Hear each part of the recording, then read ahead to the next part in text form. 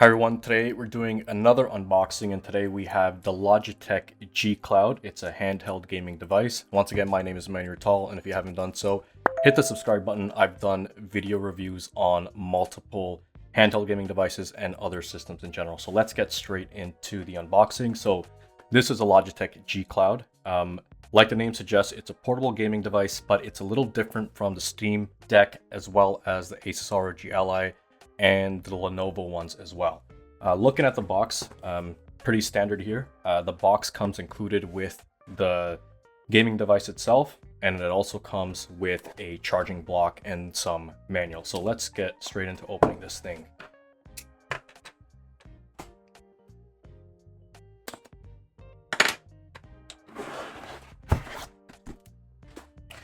Right off the bat, we have this pretty decent packaging actually. I really like the way that they have the foam and the device just available right as soon as you open it. Pretty cool stuff. We're gonna take the device out. Immediately, first impressions, this is very, very light. I'm just gonna set this to the side here. In here, you get the charging cable as well as the manual. So let's open this box up, see what we have in here. So USB-C cable, pretty standard. And some standard warranty papers. We have this charging block here, and I don't know if you can see with the light here, but this is just a 0.5 amp power block, which is probably not the fastest charging one, but I do want to reiterate that this gaming device itself is a streaming gaming device, meaning it actually doesn't have a very strong physical chip. Most of the games you're going to be playing on here are going to be streamed, and you will need a full internet connection. This itself has a Snapdragon processor, so very similar to an Android device. And other than that, the first impressions is that it feels very, very nice in the hands. Now, on the back, unlike the Steam Deck, there are no triggers. So you do get a nice textured grip for holding on and playing for long hours, but there's no triggers or programmable triggers on the back. On the top, you do have the standard R1, R2, and L1, L2 buttons. You have a volume rocker button here. You have a headphone jack, or sorry, this is the dedicated on-off button. My apologies. And let's just take this off here. I actually don't know why that was there. And then on the bottom, you have the speaker grills, and also you have a USB-C and a headphone jack. And speaking of charging, I want to really quickly talk about this charging block by Aohi, or Aohi, however you want to pronounce this, but this is a 140 watt charging block, which is very, very fast if you want to charge your devices. Now, I did say that this came with a 0.5 amp, and I'm assuming this is probably just a 5 watt charger. If you want to upgrade to something a little faster and a little better, I strongly recommend this product. I'll have a link in the description below, but it comes with 2 USB ports as well as a USB 3 charging area.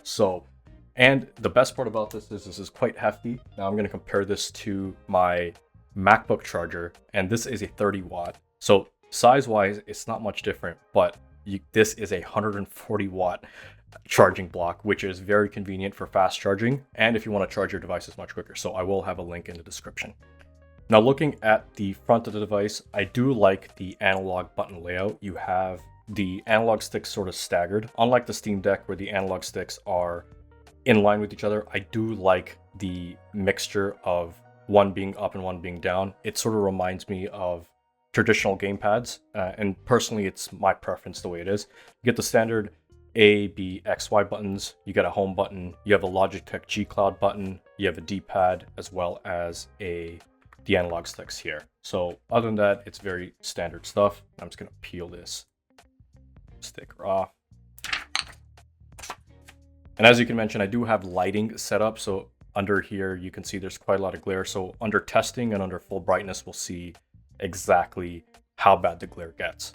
Now, before we turn on the Logitech G Cloud and launch it for the first time, I actually just want to do a size comparison with the Steam Deck OLED version. So this is the OLED. This is the 256 gigabyte version, the most recent one.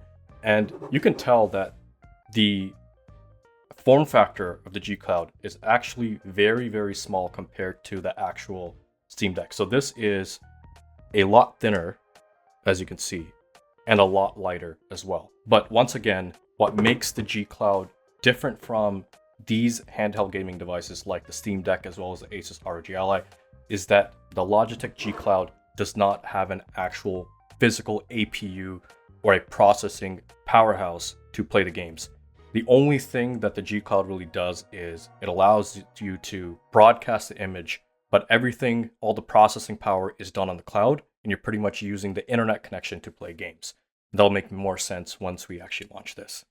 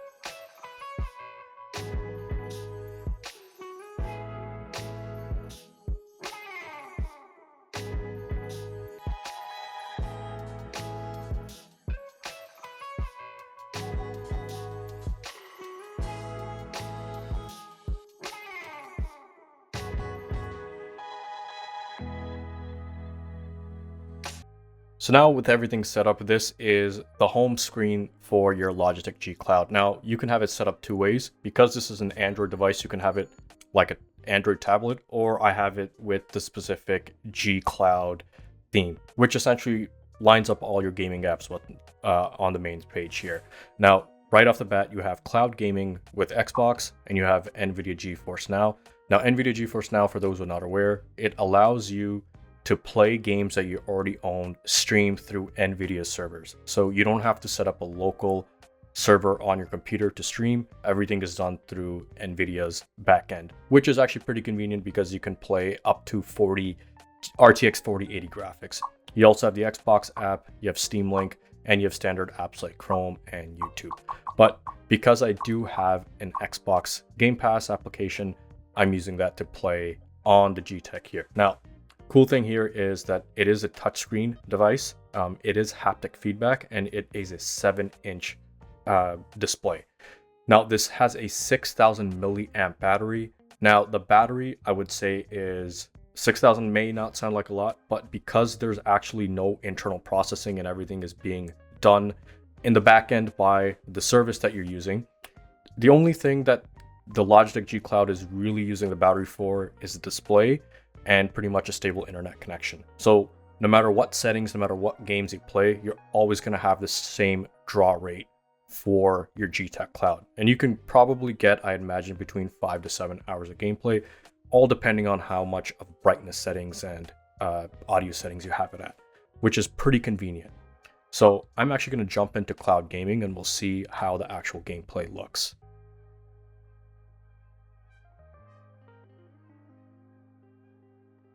So here we have FIFA 23. This is one of the cloud games offered in the service, and so far everything seems to be working fine with very little latency whatsoever. I'm going to go into skill games and just give it a quick go. We'll see what the gameplay is like here. And I gotta admit, this is actually pretty solid. There is very little latency, none at all actually, to play. And I'm getting probably a consistent 30 FPS using just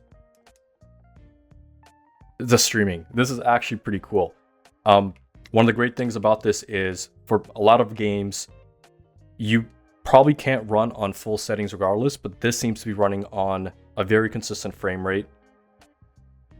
And I'm actually quite impressed.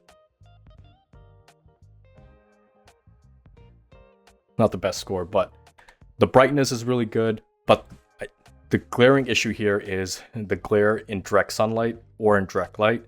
But I would say that it's mostly exaggerated through the video screen. In person, looking at this gameplay right now, I have no issues looking at the screen whatsoever. Now, you may not be able to tell, but with the streaming, not all games play at 1080p. While this is a 1080p screen, it seems like the streaming here is being serviced at 720p. So depending on what kind of service you use, you have to be cognizant of that, and you can't really change the settings. So you are at the whim of the service provider that you have. But for the most part, everything seems to be running quite great with no lag whatsoever. So the initial impressions from the G Cloud here seem to be pretty solid for me. This is the Xbox Game Pass app here, and so far everything is running quite smoothly. I'm going to be doing a full video review on the G Cloud. I'm actually going to be comparing it against the Steam Deck here, and I'll be seeing who this gaming device is built for the most, because I can tell you right off the bat that this is not going to be for everybody. If you plan on using this on long haul trips where you don't have an internet connection, this is pretty much just as good as a paperweight. But if you plan on playing games in your home or in your office where you have a very stable internet connection, then this is a very, very good option, and it's significantly cheaper and half the cost of the Steam Deck OLED. So stay tuned for the full review, and if you haven't done so, please consider subscribing to the channel. But until next time, I'll see you guys. Peace.